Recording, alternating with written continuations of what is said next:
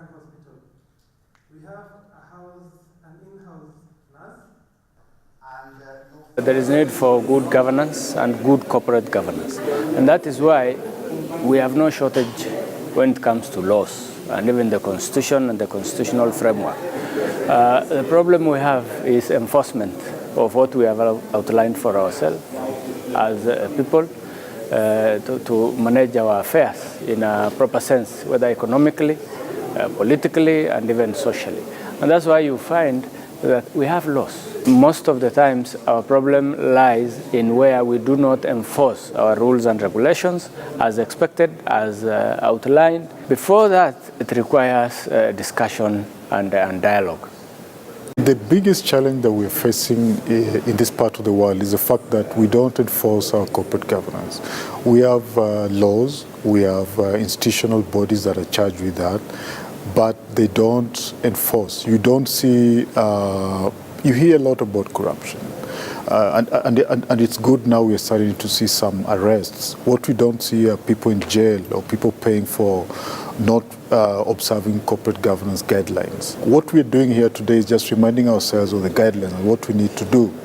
What we're not really ready about and what we're not talking about is what is the penalty for not observing corporate governance. Failure to do that is is widely seen. We can't create jobs.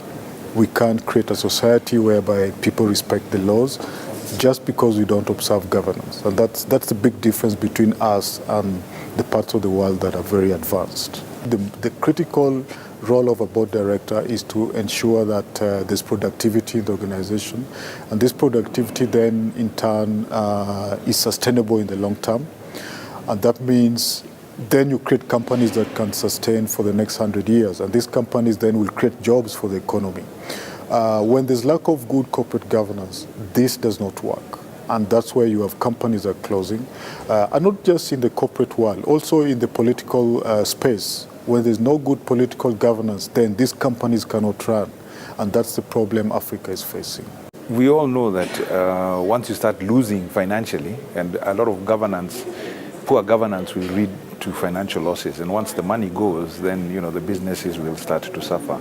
And you suffer in many ways. One, the businesses themselves have been collapsing where they have not been able to control themselves, especially where they've been expanding.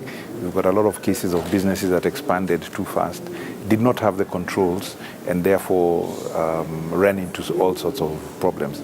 But also, in terms of, like for the Association of Manufacturers, it becomes a problem when other industry players collapse. We've seen the challenges we're having currently with supermarkets, for instance, which are partly related to governance issues, and a lot of manufacturers who supplied them also had problems. Our main theme is inspiring global competitiveness, and competitiveness does include governance. If you are not well governed internally, you will have challenges as you go along.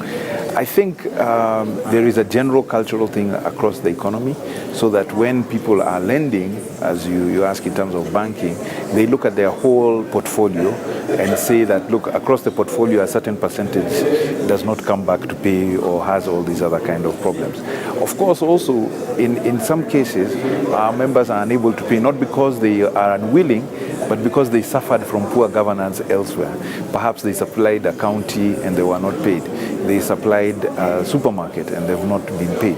So it becomes a systemic issue that will affect them, not necessarily out of their own poor performance, but also just because the environment around them is not as geared to good governance policies.